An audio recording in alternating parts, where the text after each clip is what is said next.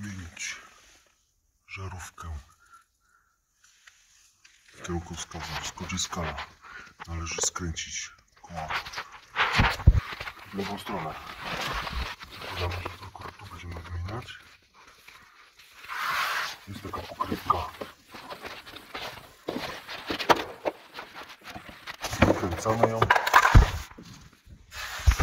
Mamy teraz dostęp do naszej żarówki, która się znajduje tutaj.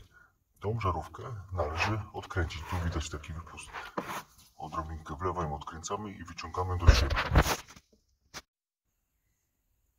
No, aby wyciągnąć tą żarówkę, naprawdę trzeba mieć chińskie małe ręce lub też jakieś takie szczupłe, chude kombinerki, gdzie to złapiemy i przekręcimy w lewą stronę.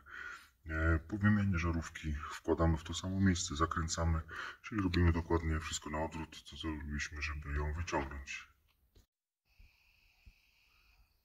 Po wymianie oczywiście zawsze należy sprawdzić, czy zostało to dobrze zrobione.